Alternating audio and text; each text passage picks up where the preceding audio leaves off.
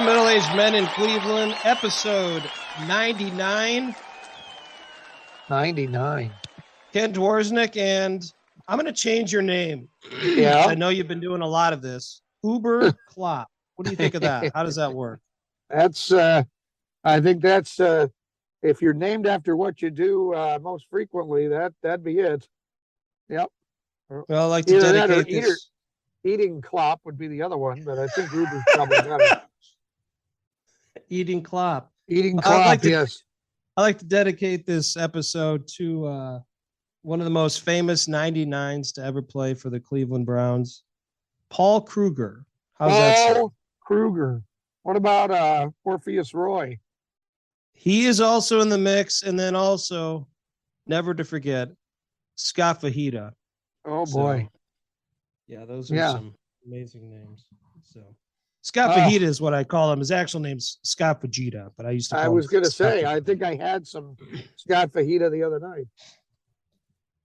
Well, Ted, I think many people think we're going to talk about the Cleveland Browns now. Maybe later. Maybe later, yeah. Cleveland Guardians, congrats to them. They'll be playing the time we're recording this podcast. They'll be taking on the New York Yankees. Not going to talk about that. And the Cavs are starting soon. We're not going to talk about that. But you know what I want to talk about today? This gets me really excited because I'm a simple man. I have a feeling Little you're things going get to me tell me. very excited. No pun intended. Mayor Bibb, who's done some wonderful things in the city of Cleveland since he's taken over, made a big announcement this past week. I'm not sure if you saw this or not. He will soon be installing smart parking meters throughout the city of Cleveland. What does that mean? They know when to give you a ticket on their own or what? It's a possibility, or I can park in Cleveland at one of the meters and use a credit card. Oh, get out of here. That's way too 19 or maybe 2010 for this town. I think there's a 2-year process that we're going through, but he wants to leave a legacy. Everybody wants to do that. His legacy is that he's going to convert the coin machines that everybody parks at to the smart parking meters. My legacy is going to be having popcorn at every ice rink in Cleveland. Uber Klopp. Uber Klopp. Uber All right, Klopp. well, I'll have my now. Does this mean that the parking fees are going to go up because we have to pay for these, right? That's a great question. We'll have to get someone much smarter than myself to give us more details. Yeah. I would imagine that the rates would go up. I don't think what is it, a quarter for every 15 minutes? Is that what it is right now? I think that's it now, yeah. That might go up a little bit because you got to pay for the credit card fees when you use Yeah, them. sure. I will tell you, the simplicity of using that will be absolutely amazing. Yeah. But nice. I think I did find a group. This is the last kind of business thing I have. I did find a group that I think could help pay for these parking meters. It's all of the people that own casinos in Ohio, because in last month, all the Ohio casinos reported a revenue. I hope you're sitting down. I am. Of $188.6 million. Wow. That's well over a month. Yeah. And the previous month they did okay too, because they did $185 million. So in 2 months, once again, my math is not the strongest. You're over quarter of a billion. You're over 400 million, almost at $400 million in revenue. Yeah. I think these people can get involved and help us pay for some parking meters. Yeah. I agree. The Jack Casino, by the way, just down the street from where you're located. Yeah. $21.9 million in revenue in September. So it's tough. It's real and that's tough. after they pay all their bets and all that stuff to people that won. That's their profit. Yeah, they're doing pretty well. So I wanted to report that. I would say they are safely in the black. Yes, that's very well said. Very well said. Wow. All right. Well, we might talk some Guardians and Browns a little later, but we're also going to have some overachievers. We got lots of overachievers this weekend. Even some good news about one. Cleveland historian John Grabowski is stopping by to talk about a Cleveland journalism legend. A Cleveland sports expert, Dusty Sloan, will be here to talk about a great Browns coach. I'll give you a clue. It's a conversation about something called Marty Ball. In Klopp's Klips, a man disputes a charge with DirecTV over something he says his dog did. Oh, boy. And in our Misspeak of the Week, guess who President Biden called out at a recent press conference? And now, a woman's perspective. Why do so few men end up in heaven? They never stop to ask directions. This has been a woman's perspective.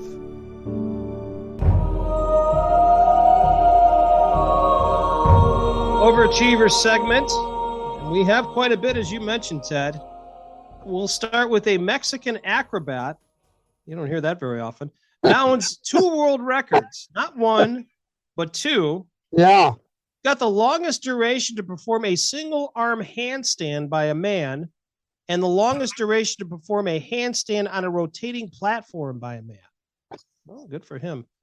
Nicolas Montas de Aca. How about that? Nicolas Montas de Aca performed a single arm handstand at 71.82 seconds, beating the record of 59.23 seconds. Is there any truth to the rumor that when he did this, he said, "My name is Santiago Montoya. I kill your father. Prepare to die."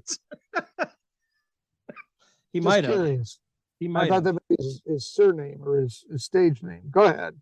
Now, Nicholas wasn't done. He earned his second world record by performing a handstand for 25.78 seconds atop a rotating platform. This is really impressive. He started out as a juggler in the circus. That's not surprising. But switched to studying handstand routines after breaking a foot. Well, he was on the IR. I guess so, yeah. And moved to a different type of position. Good for him. Congrats. I wonder if he's going to go after the record of. You ever see that thing they do at the NBA at halftime or the quarter where the woman gets up on the unicycle and flips the dishes onto her head? Oh, I think he should go for maybe handstand rotating while twirling dishes. Well, I think he's got to watch what he's doing because he broke his foot. So yeah, I think he might be limited on his abilities to do that. But hey, congratulations to Nicolas Montes de Aca. I mean, this is getting it done. Let's be honest. All right. Well, we have more. A British gardener earned a Guinness World Record for growing a 56. Who put this in here? A 56.3-inch long leek. Huh. 56.3-inch long leek. Derek Hume grew his leek on his property and then entered it in the Cana, UK National Giant Vegetable Championship, where its length was officially verified. He said COVID had prevented him from taking his leeks. I've never heard of a measurement with leaks. I know that the longest leak you've taken is about 35 to 40 seconds. If I'm not mistaken. When I take my pills that allow that to happen. I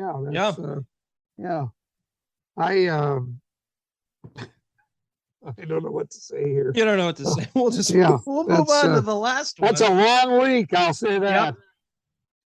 And finally, another overachiever, a 2,554-pound pumpkin is a new U.S. and North American record, according to the organizers of a festival in New York. Scott Andretz of Williamsville, New York, I've actually been there, grew the giant. It will be on display on Sunday at the Great Pumpkin Farm in Clarence, New York. Here's the question I have. Yeah. How do you weigh that? You get a crane out and pick it up? I actually think they did. I think I saw a picture and they have a crane. Yes, I think that's what they do. 2,554. Is that the pumpkins you're going to pick for the family this year That's, and put that in no. front of the house? No, that's how much pumpkin pie I'm going to eat between now and Halloween. Yeah. Oh boy. All right. Well, there you go.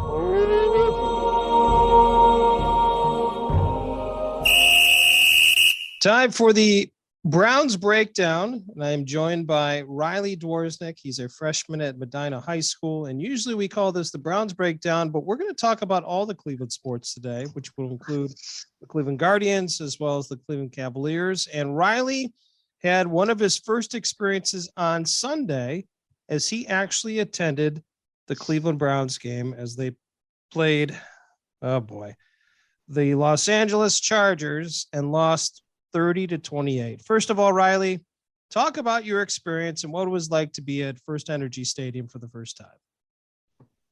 It was a pretty cool experience. Go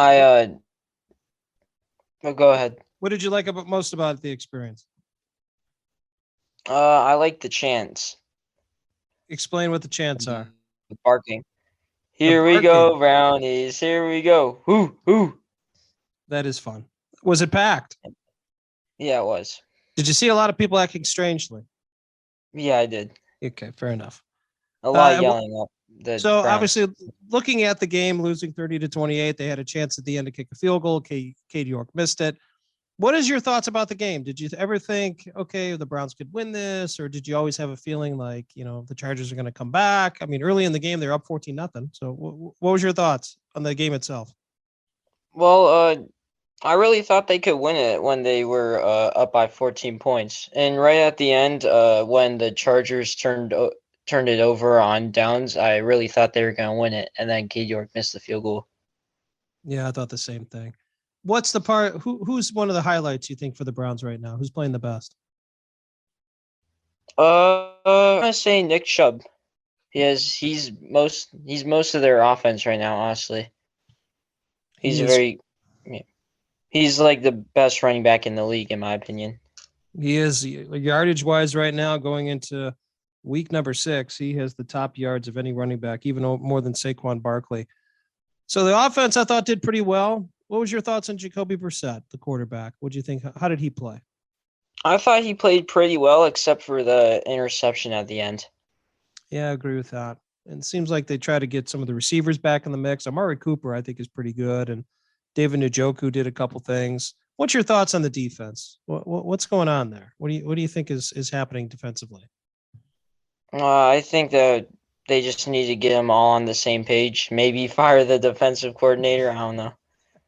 Certainly seems like that. Boy, they just, once again, giving up big plays and having trouble. The part that I was very discouraging with the game itself, the Chargers came into this game, I think, is one of the worst rushing teams in the NFL. And as we talk here, I'm looking at the stats for the game. The official running stats for Los Angeles was 238 yards on the ground. That is a lot. Now, the Browns themselves had 213, but did you think that if going to this game did you think that the Chargers would be able to run the ball as well as they did against the Browns? No, I thought the same thing. Just really tough. So more players injured. Denzel Ward, he's suffering through a concussion, and Jadeveon Clowney, and I also thought that Myles Garrett played pretty decent games, but just weren't that much of a factor. I think it came down to inability. But did you, from where you were sitting and all that, did it look like the Browns just were not very good at tackling? Seems like the Chargers had 3 or 4. No, they were awful at tackling. Opportunities, to get down the field. My gosh, just crazy. Well, going to have to get things back together as they will be taking on the Patriots here very soon. But we'll move on to another sport that you kind of know pretty well, the game of baseball. And the Cleveland Guardians won their series against the Tampa Bay Devil Rays 2-0. I actually had the opportunity to go to the game on Saturday. Gosh, that was a long day, 15 innings. That was a long game. But what's your thoughts? Did you stay for the whole thing? Actually, we stayed till the 10th inning. So we felt we should be doing something else. And I know a lot of people will chastise us for leaving, but we're kind of superstitious. And if things aren't going the way it should, you got to do something different. So that's what we did. But going into obviously the series with the Yankees, what's your thoughts on the Guardians? Talk about some of your favorite players and what's been most exciting about following the Guardians this year. Some of my favorite players on the team are Jose Ramirez, Steven Kwan, and Rosario. Yeah. I think their offense and defense are both really good, and I think we have a shot at winning this series against the Yankees. It should be interesting. You play a shortened series. You're not playing a full 7-game like they do for the division series. So you got to win 3 games. And with the way the pitching staff that the Guardians have set up right now, they certainly have an opportunity. Their defense is really good. I mean, they got some speed. Yeah. I guess my only concern would be hitting. You played 2 games and you didn't have a ton of runs, and the Yankees are going to score. So it's a matter of the Guardians being able to do that. But you've had the opportunity. Have you had the opportunity to go to a Progressive Field before? Have you not? To watch a baseball Yes, I game? have. Yeah. What do you think of that experience. experience? What do you think of that field? It's a very nice field. I would agree. And it was pretty neat to be in that atmosphere with 32,000 fans running around, and there was a lot of people acting oddly too. I'm not going to lie. So, but you're going to see that at sporting events. Well, the last sport we're going to talk about, and they're going to kick off here pretty soon. And you could tell me when their season starts before I can. Talk about the Cleveland Cavaliers. A lot of excitement. Got made the big trade to get Donovan Mitchell, and they have a pretty good lineup. When do the Cavs start, Riley? Is it this week? Next week? I think it's sometime next. Yeah, I think it's sometime next week or the week after. Yeah, I think we got some time before they start. Well, what's your thoughts going into the season? Obviously, last year, low expectations, and the Cavs obviously made the playoffs and lost to Atlanta. But this year, I think the expectations are a little bit higher, don't you think? Yeah, I think so. I think they should at least get to the second round, if not the final, the conference finals. Conference finals, yeah. I think that'd be a really good goal for them to win. Certainly one round of the playoffs in advance and that. And I think with the group they have, and obviously with their coach, I think they'll have the opportunity. Who are some of your favorite players on the team? Who are you looking forward to playing this year? Oh, I like watching Donovan Mitchell, Evan Mobley, Jarrett Allen, and Darius Garland. Those are my favorite players on the team. From watching last year, and then obviously with the addition of Mitchell, who do you think, who's one of the most important players on the team that you think will help the team gel, and the success of the team will be based on one specific player or a couple different players? What's your thoughts? Is there one player that can make a huge difference for them this year? I think Donovan Mitchell definitely, because he's going to give him a lot of offense. And I think Isaac Okoro needs to step up, or otherwise they should put in Karis LeVert as their small forward. How about that? Well, we might have to talk to Sam Amico to get you on some of his podcasts to break down the Cavs. That was a pretty good breakdown. Any other thoughts on the Cavs season or the Cleveland sports season as we kind of wrap things up here? No other thoughts. Okay. Well, thank you for the time. Congrats. Freshman at Medina High School, running some cross country. You got a couple meets left this year. What do you have left? I have the last chance meet where it's basically your last chance to get a personal record. And then after that, we have conference finals and hopefully the state meet. Obviously, you're running for a very good team. I think your team is one of the Medina High School itself is one of the top teams, and not only in Northeast Ohio, but the state of Ohio. So it's pretty impressive. Well, Riley, best of luck on the rest of your high school year as a freshman. And we appreciate the time talking some Cleveland sports. And I have a feeling we're going to be doing this segment again very soon with you. So thank you so much. Thank you.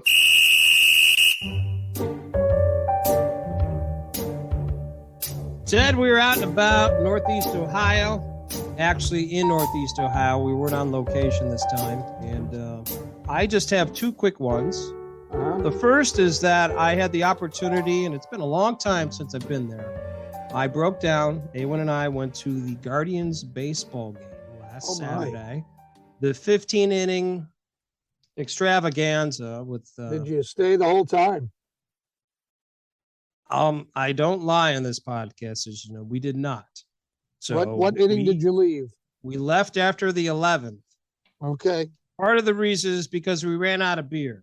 Well, yeah, that's a good reason to leave. So we opted to go I think this is a place that's near and dear to your heart. The Thirsty Parrot. Oh yeah, Right across the street. Yeah, it was a blast. I mean, it's been a long time since, we've had a sporting event, obviously playoffs. We've had other playoffs, but everybody was kind of like in the same boat. Everybody was jovial. Everybody's, giving each other handshakes and slapping hands. And then the final homer. Oh my. To end the game was super loud. I mean, I thought the building was going to explode because once again, there's a delay between live action radio and television. Sure. And so there's a guy next to me jumping up and down like he just, frankly, won the World Series.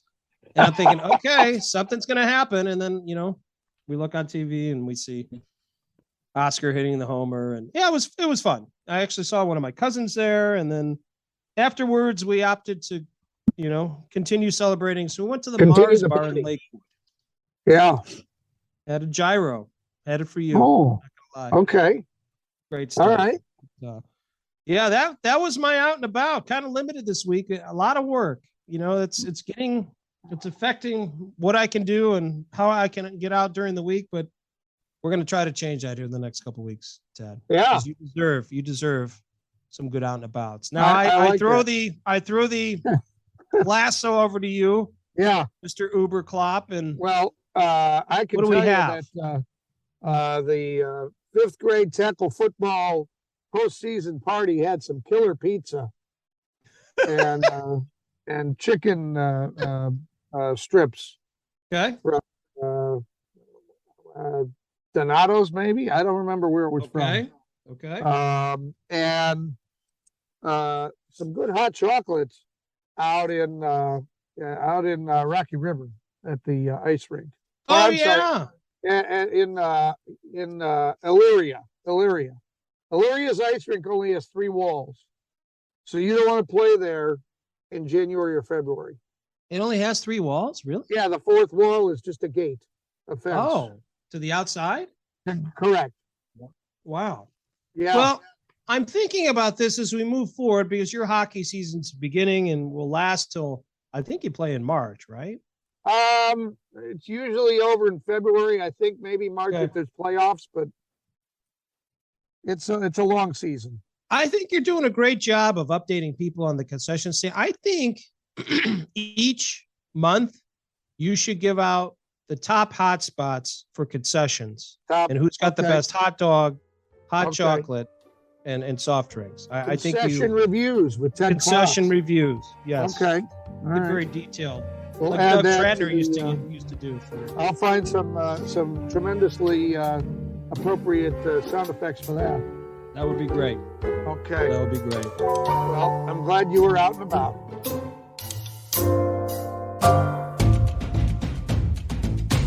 Cleveland!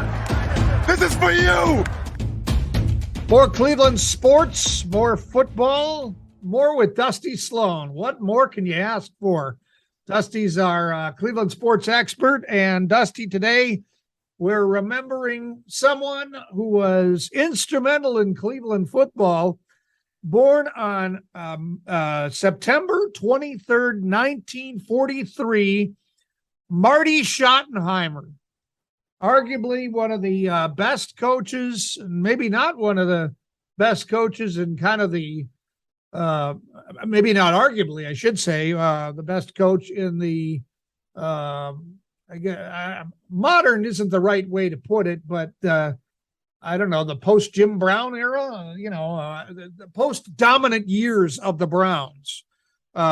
He coached for obviously the Browns and was with the Chiefs and the Chargers, coach of the year in 2004. Unfortunately, he passed away last year. But Dusty, what are your thoughts on Marty Schottenheimer and, as was dubbed at the time, Marty Ball? Yeah, this one's got a very soft spot in my heart because obviously this is the era when I started following the Browns and football and things like that. And the Bernie Kosar era, the Webster Slaughter era, those types of players. Then he came in and halfway through the 84 season, he took over for Sam Rutigliano, and he said he didn't want to be an interim head coach. He wanted to be the coach. So they never made him an interim, and he basically turned their fortunes around real quick. And a lot of people don't remember. They remember the drive, they remember the fumble, they remember all the problems with John Elway and things like that. But in 1985, they went 8-8 and won the Central Division, and was leading, if I remember right, 21-3 at one point at Miami in 1985 in the first round of the playoffs. They had that game won before Dan Marino decided he was going to score 3 touchdowns and beat us that day. But we had dominated a team like the Miami Dolphins in the playoffs in 85, which kind of set up 86, and then on to the rest of the time that Marty Schottenheimer was here in Cleveland. But unfortunately, he got in a match with Art Modell, and we all know that the owner wins. So he wasn't around as long as we would have hoped he would have been, but he had a lot of great success. In my mind, he should be a Hall of Fame head coach.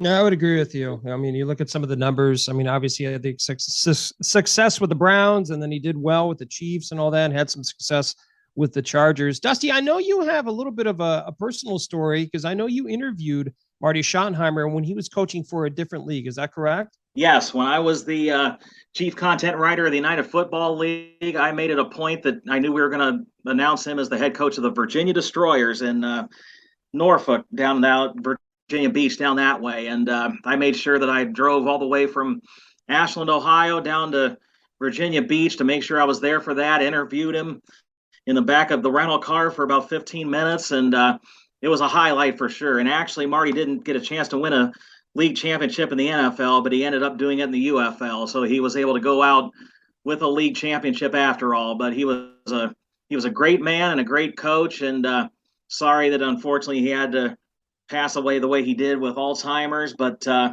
his stamp on Browns history is complete and never changing.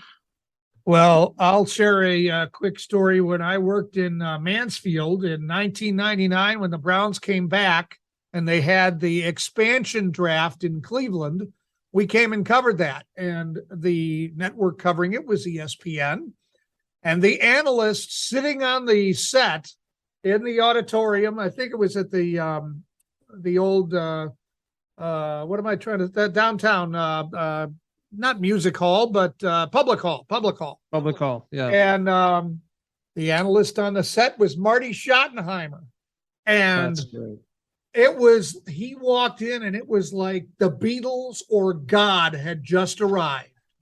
And I mean, the place went bananas. And when it was over, he was there. We were gone and he was still mobbed, signing autographs. I mean, it was super for him, and it was neat to see. So it was a different era back then, and people still, I mean, we're talking 30, almost 40 years later, and there is a reverence and a love for that era that I don't think any Browns team short of a Super Bowl championship would be able to replace. Yeah. Boy, without a doubt. Well, Marty Schottenheimer, certainly one of the most popular coaches in Browns history, and during that era, certainly one of the most successful. Dusty, thank you for your time. Thanks, fella. Cleveland! This is for you!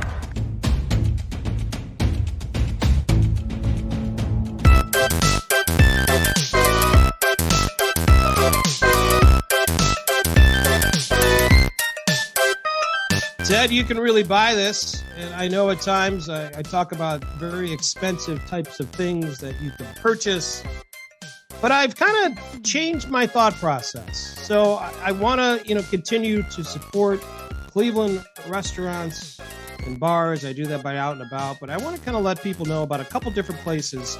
So Cleveland Scene, which we know very well, they came out with their best restaurants, food, and drink in 2022. This was based on a bunch of different readers going on and filling out polls. And I just wanted to kind of highlight some of the top places that were named, which I think many of these places will certainly be. Okay.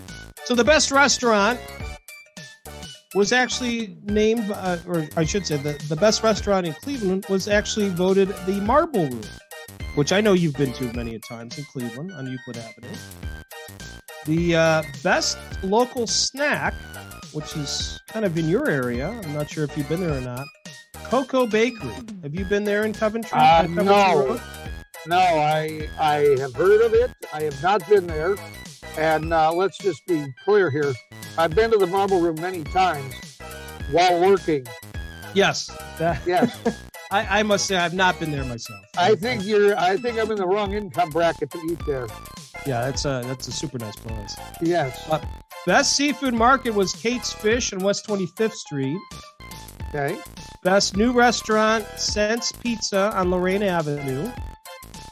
Best coffee, I completely concur with this. Rising Star. I mean, I think their stuff is just amazing. Let's see what else we have.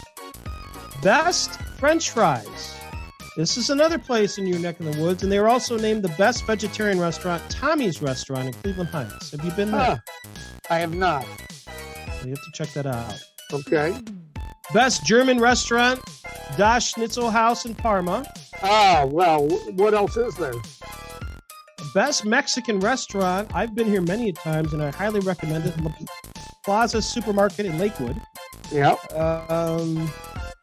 Well, there's just so many. I want to give the highlights here. Best Japanese restaurant, Shinto in Strongsville. You've been there, have you not? I think so. Best Chinese restaurant, Li Hua, which I've talked about a couple of episodes before. Best Vietnamese restaurant, Saigon. Best seafood restaurant, Aqua de Luca, which is very good on St. Clair. Best desserts, a place that we need to go. My neighbors have told me about this. Rude Food and Pie in Lakewood. Best Irish restaurant, I don't know if you've been here or not, Stone Mad in Cleveland on West 65th Street. Best Polish restaurant, I had a name. It's Prosperity Social Club. That's also on Starkweather. And best vegan restaurant, Cleveland Vegan in Lakewood. What a surprise on that. Oh, they better be named that. I agree. That name. Yeah. Best brunch was the Rowley Inn, which is across the street from the Christmas House. Have you been there? I know you've been to the Christmas House. Have you been to the Rowley Inn? No. No. Well, we have to start getting you to these places. Gunzelman's Tavern was named the best burger in Fairview Park. Edison's was the best late night eats on Professor Avenue in Cleveland. And we will wrap up with the best barbecue. Actually, it was Woodstock Barbecue in Lakewood, who actually did the food for my... I thought you were going to say Marty Allen. Marty. By the way, he's a great follow on Facebook. He looks like the stuff that he makes, man. I'm telling you. Yeah. But wanted to name some of the best food in Cleveland from our friends at Cleveland Scene. And you need to go out and you need to buy all of it because it's great food and beverage here. The most trusted name in journalism, Klopp's Klips.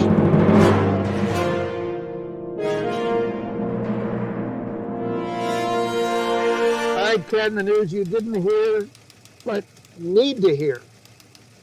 A New York man is accused of trying to hide 3 Burmese pythons while crossing the U.S.-Canadian border. Calvin Batista facing the charges. He apparently tried to smuggle the trio of one of the world's largest snakes across the border in his pants. Oh, come on. In his pants. No. Yeah. Apparently that didn't work out. That's not good. Is that a snake in your pants? Why, yes, it is. 2 temp workers apparently fought each other with grass trimmers one morning at Holy Cross Cemetery in Brook Park. The 2 men were apparently using the trimmers to trim around the headstones when they started arguing and raised their trimmers. A 3rd worker saw the fight. The cemetery groundskeeper called police. They've referred the case to the prosecutor's office. No word on charges. What do you charge them with? Aggressive use of a trimmer. That's not going to fly here at Holy Cross. No, we're not doing that here. Face. Aggressive use of a trimmer. A North Carolina man has finally gotten a charge from DirecTV reversed. Back in 2019, the man disputed a $70 charge for ordering the Hustler channel. Thomas Barnes claims his dog hopped on the bed and hit the wrong button on the remote. I bet he also claims that the dog ate his homework. But anyhow, Yes. says he called DirecTV immediately. They told him they'd reverse the charge, but it took 3 years and the FCC's involvement to resolve the situation. 3 years. 3 My years. gosh. 2019. Here we are in 2022. Wow. All because a dog jumped on the bed. And my guess is that he ordered the Hustler channel right after they gave him the reverse charge. Yes. He bought it again. He celebrated. In in sports, the Guardians are World Series champions. Really? Don't blame me. Yeah, just ask Alexa. Alexa, who won Saturday's game between the Guardians and the Tampa Bay Rays? In Game 2 of the AL Wildcard Series, the Cleveland Guardians beat the Tampa Bay Rays 1-0. The Guardians won the series 2-0. They are the 2022 World Series champions. Hey! That's awesome. All right. Good for us. Yeah. That's Wins awesome. the parade. We don't even need to play the next series. It's over. Yeah. We're done. Alexa said so. Yep. Football, the Browns snatched defeat from the jaws of victory, and I would tell you that they are who we thought they were. But they are who we thought they were. That's what I said. I said they are who we thought they were. But they are who we thought they were. Yeah. No, I mean, is that what you think, Ken? no there's no doubt they are who we thought they were. But they are who we thought Pretenders. they were. Mm-hmm. And lastly, CBS #1 football analyst Tony Romo was calling the Patriots-Packers game 10 days ago with Jim Nantz, and he offered this interpretation of some instructions Green Bay quarterback Aaron Rodgers gave to his center. Patriots are not ready. Did you hear that? He said, "You've got to snap the ball a little quicker, guys." So that's what I thought. I want to hear that again. I got to hear that one more time. Patriots are not ready. Did you hear that? He said, "You've got to snap the ball a little quicker, guys." So that's what I thought. That's what I thought I heard. Jim Nantz hopping in with the best single line an announcer could have in that situation. Oh my gosh. That's outstanding. So Tony Romo lets us know what's going on, and Jim Nantz deadpans the whole thing. I love What it. we got? I'm Ted Klopp, and that's news to me.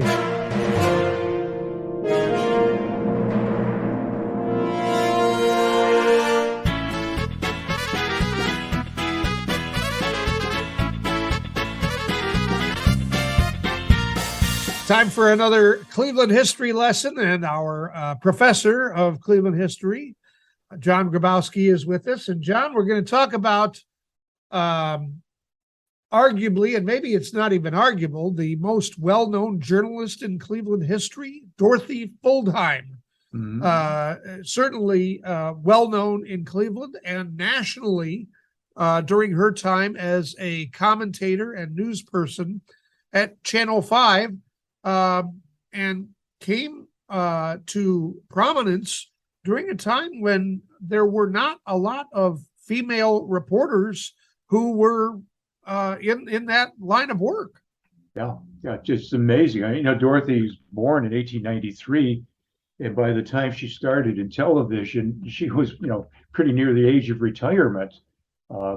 But she was born in New Jersey, moved to Milwaukee, and then came to Cleveland with her first husband. And she started out as a lecturer, doing lectures, and then ended up at one of our early radio stations, WTAM, and did interviews. She did historical sketches on the radio.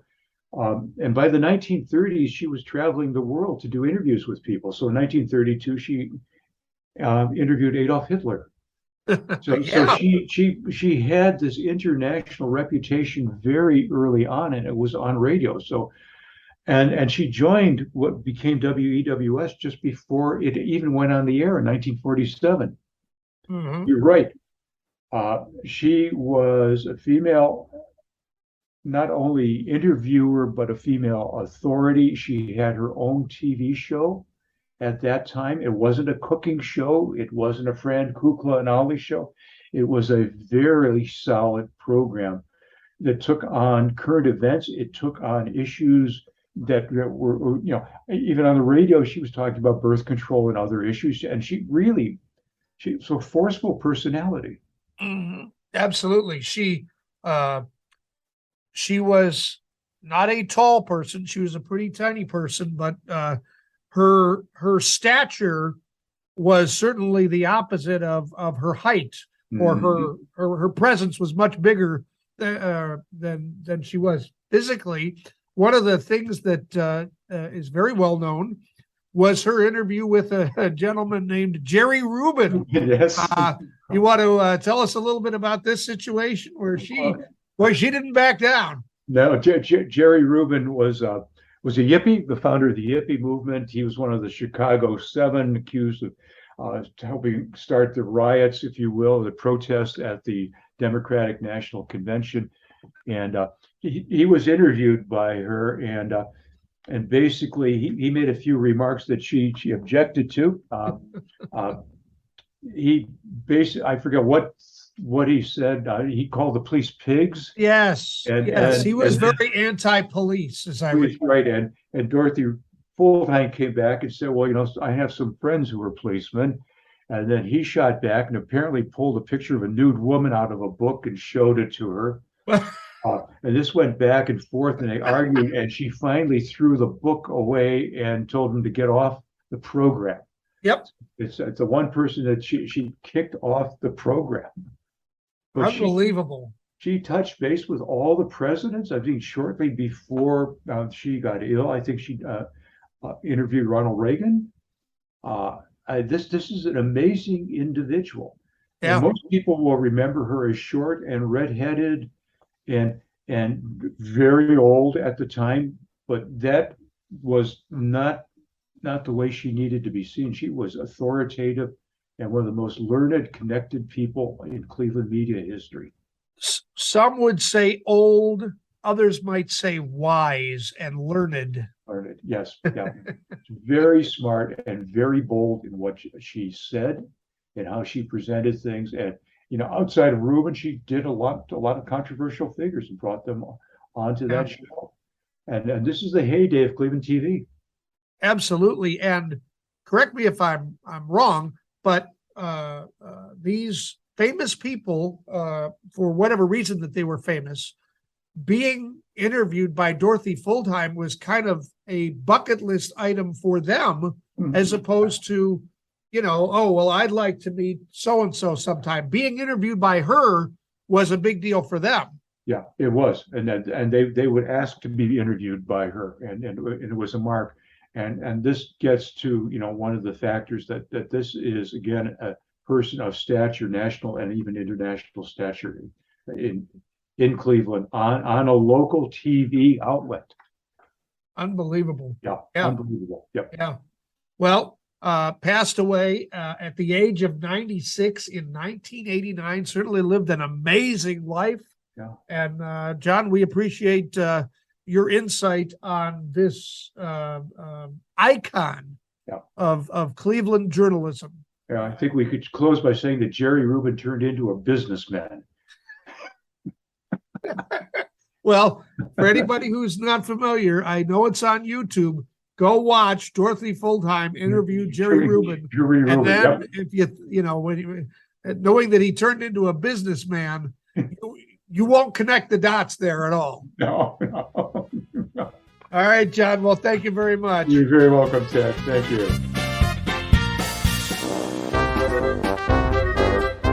Misspeak of the week here, and now this is from just after our last episode, but here it is. President Biden speaking at a hunger conference, and he thanks some of the lawmakers involved in the bill that he was talking about. Let's take a listen here. And I want to thank all of you here for including bipartisan elected officials like Representative Governor, Senator Braun, Senator Booker, Representative Jackie. Are you here? Where's Jackie? I didn't think she was going to be here. She must not be here. Now, let me clarify here. The problem is that the Jackie he's calling out for is a Congresswoman, Jackie Walorski. She's the leader on addressing childhood hunger, or at least she was. In August, she passed away in a car accident. Oh my gosh. Oh jeez. Where's Jackie? She can't be here, Mr. President. My gosh. Can she stop by later? No, she can't. The White House offered the explanation that the deceased representative was simply top of mind for the president on the issue. They cannot make him look any worse. I just they set this guy up all the time. We have had so many of these misspeaks, and it's because the press secretary or whoever is putting together his speechwriters just do not help him out. The poor man. Where's Jackie? Where's Jackie? I don't know, Ken. If I think of somebody who is deceased and they're on my mind, I don't ask if they're nearby. And I'll be honest, if Jackie was there, I would run. I would be out of there so fast. That'd be a heck of a story. God bless her. My gosh. We'd have to put that in Klopp's Klips instead of the Misspeak of the Week. Wow. But that is our Misspeak of the Week. All right, Ted, we have some good news. This could be also an overachiever. So I don't know if we've ever had a segment where we've had something that is good news and an overachiever at the same time. Have them both. Okay. Wrestler and movie star John Cena now holds the Guinness World Record for granting the most wishes through the nonprofit Make-A-Wish Foundation. Oh, my God. The foundation helps fulfill the wishes of children between the ages of 2 and 18 who have been diagnosed with a critical illness. John Cena has granted, get this, 650 wishes since he started working with them 20 years ago. Boy, that's impressive for others. That is, I'll tell you, that is a man for others. The impressive thing is, I'm wondering how they document it, because from what I understand, when he does these, you can't see him. It's a little wrestling humor there, but my gosh! In all honesty, great work by John Cena. That is a tremendous charity, and some celebrities don't do charity work, or they think they're too good for it, or whatever. And John Cena doesn't run around pounding his chest about this, but Make-A-Wish certainly wants to recognize him, and I'm glad they did, because seems like an all-around good guy, and this is just more evidence of that. There's no doubt. Hats off to John Cena. Great guy. Ted, that's our good news.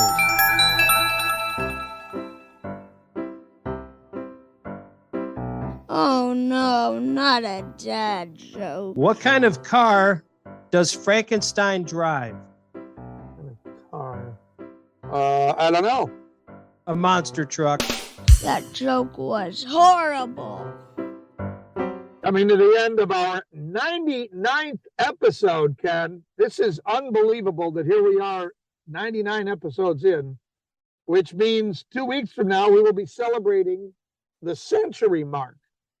Wow. I know we've talked about this.